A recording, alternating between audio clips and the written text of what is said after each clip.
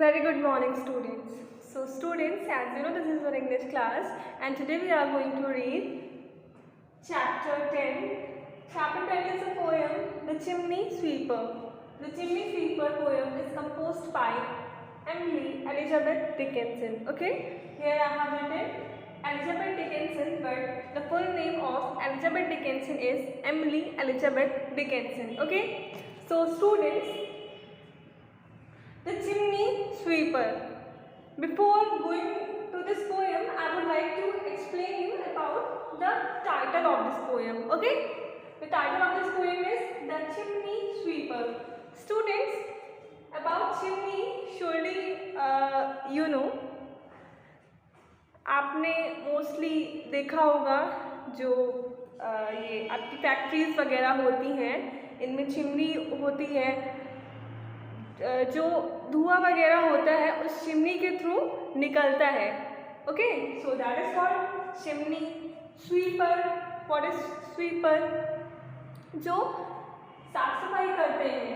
अब here sweeper is attached with chimney, तो जो चिमनी को स्वीप करता है, क्लीन करता है, that is called chimney sweeper. So this poem is about chimney sweeper. One more thing, students, I would like to share with you that Mulk Raj Anand has written a story, Coolie. Yeah, it was Coolie, or I forgot the name of that story which Mulk Raj Anand has written.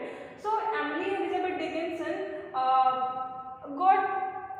got impressed with Mulk Raj Anand's creation.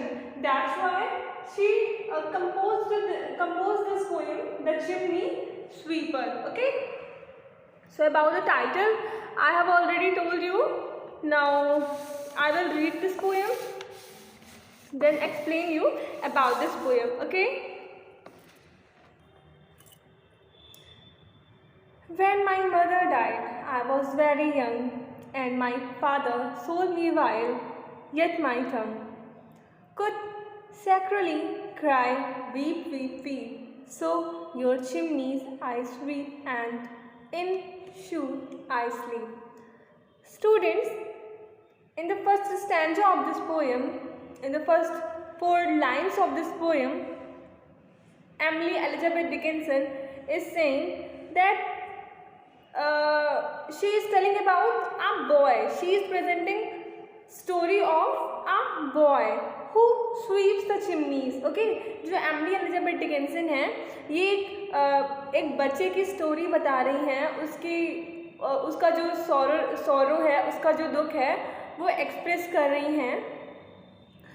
When my mother died, I was very young. जब मेरी mother, when my mother died, I was very young. जब मेरी mother की death हुई थी, मैं बहुत छोटा था. Means he was child. Okay, and my father sold me. लेकिन और जो मेरे फादर थे, उन्होंने मुझे सोल्ड कर दिया, बेच दिया. While yet my tongue could sacredly cry, weep, weep, weep.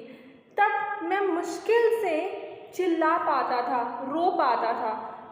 So now you can imagine that the child will be very small. आप खुद ही imagine कर सकते हैं, बच्चा बहुत ज़्यादा छोटा होगा जब वो केवल रो पाता है, weep, weep, weep, means रो cry कर पाता है, चिल्ला पाता है और रो पाता है. Okay, so your chimneys I sweep, and in soon I sleep. तब मैं क्या करता था? चिमनीज को क्लीन करता था, स्वीप करता था, और बाकी सब सोते थे. Students, in this lines poet is trying to explain that जो चिमनी स्वीपर्स होते थे, वो मॉर्निंग में चिमनीज को क्लीन करते थे. तब मॉर्निंग में, अर्ली मॉर्निंग में क्या होता है, बाकी जो जनरल लोग होते हैं वो सोए हुए होते हैं, और जो ये चिमनी स्वीपर्स हैं वो चिमनी को क्लीन करते हैं. Okay, there's little Tom.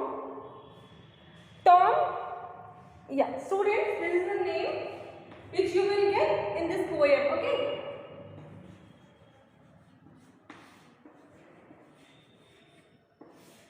friend of that boy, जिस बॉय के बारे में, जिस बच्चे के बारे में एमिली एलिजाबेथ डिकिंसन बता रही हैं, उसके फ्रेंड का नाम है Tom Dacre. Okay, yes, there is little Tom Dacre who cried when his head that curled like a lamb's back was shaved. So I said, hush Tom, never mind it, for when your head's bare, you know what, that suit cannot spoil your white hair.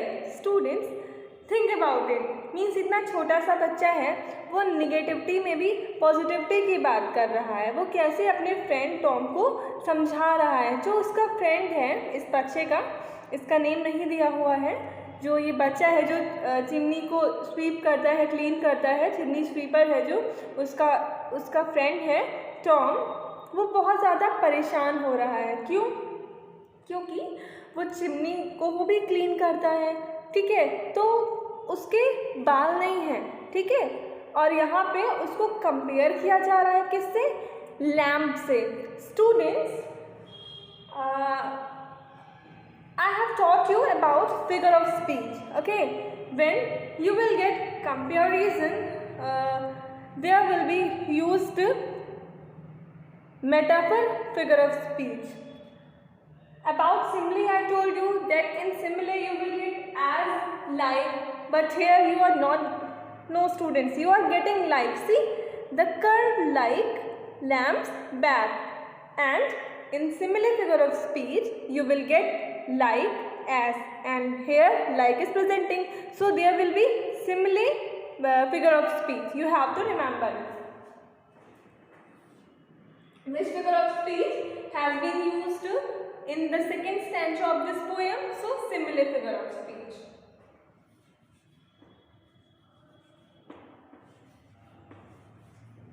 This you have to remember. Okay. जो बच्चा था वो बहुत ज़्यादा परेशान था. He was telling, मेरे तो बाल ही नहीं हैं, और खुद को कंपेयर कर रहा था एक लैम्प से. तब जो ये आपका प्रोटोगनिस्ट है, जो मेन बच्चा है, जिसके बारे में एमिली एलिजाबेथ डिकिंसन ने एक्सप्लेन किया है, वो अपने फ्रेंड टॉम को कंसोल करता है. He console to his friend and said, hush Tom, मतलब शांत रहो टॉम, परेशान मत हो, और इस चीज़ को माइंड मत करो कि तुम्हारे बाल नहीं हैं. थिंक अबाउट इट, तुम्हारे बाल नहीं हैं, इसलिए when you will clean the chimney, जब तुम चिमनी को क्लीन करोगे तब तुम्हारे बाल खराब नहीं हो पाएंगे. Okay, your hair can be damage, तुम्हारे बाल ग्रे नहीं हो पाएंगे. ओके, सो स्टूडेंट्स, जो ये सेकेंड स्टैंजा है इस पोएम का, इसमें जो बच्चा है और जो पोएट है, इस बच्चे के थ्रू निगेटिविटी में पॉजिटिविटी प्रेजेंट कर रही है. Okay, in the third stanza of this poem, and so he was quiet, and that very night, as Tom was sleeping, he had such a sight that thousands of sweepers, Dick, Joe, Ned and Jack were all of them looked up in coffin of black. In this stanza, students, poet is trying to explain you that Tom is in his dream. जो Tom है वो अपने dream में है, वो एक dream देख रहा है, सपना देख रहा है. And what he is seeing in his dream, अपने ड्रीम में वो देख क्या रहा है? वो देख रहा है टॉम और कुछ और स्वीपर्स जिनके नेम यहाँ पे गिवन हैं, डिक, जो, नेड, जैक, ये सब फ्री हो गए हैं, इन्हें चिमनीज को नहीं क्लीन करना है. ओके, और ये सब लॉक्ड हैं. किस में लॉक्ड है? एक कॉफिन में. अब स्टूडेंट्स, यहाँ पे ब्लैक कलर यूज हुआ है. Why Emily Elizabeth Dickinson has used black colour? Students, जो चिमनीज होती हैं वो अब वहाँ से धुआं आता है तो वो काली, मतलब ब्लैक कलर की हो जाती है ना.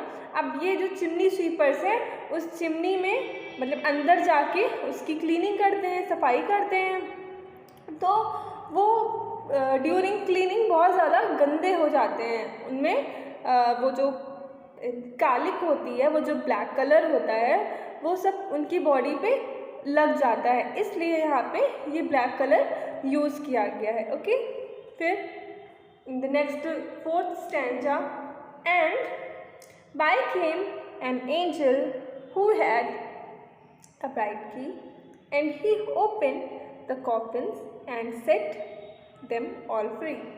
Then down a green plain, leaping, laughing, they ran, and washed in a river, shine in the sun.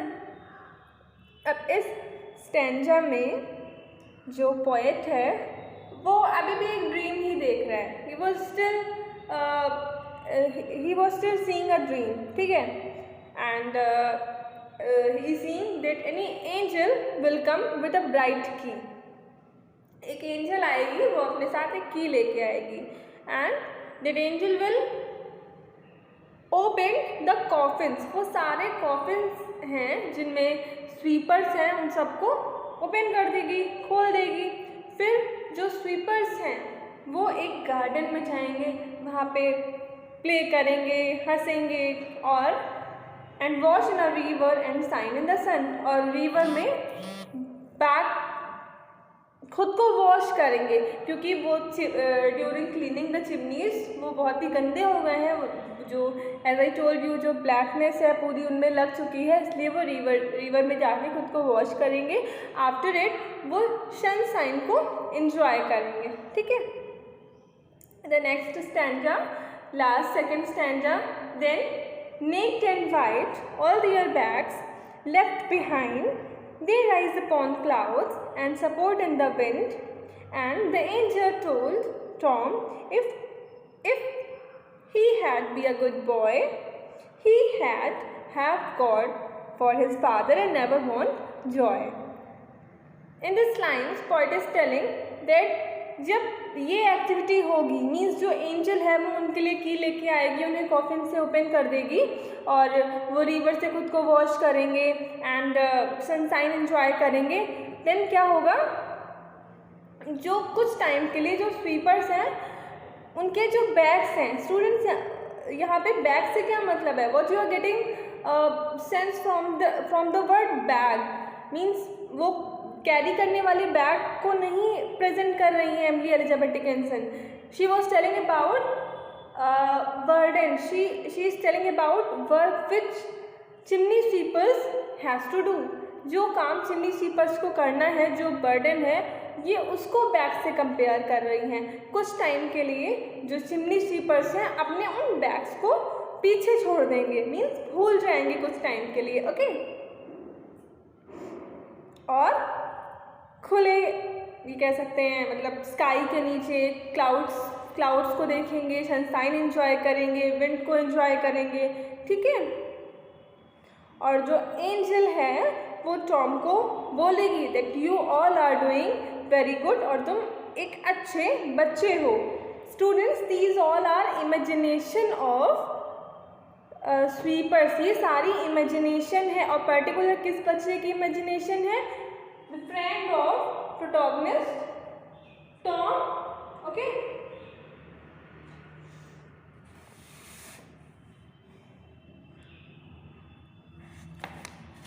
फिर in the last stanza of this poem, and so Tom awake and we rose in the dark and got with our bags and our brushes to work.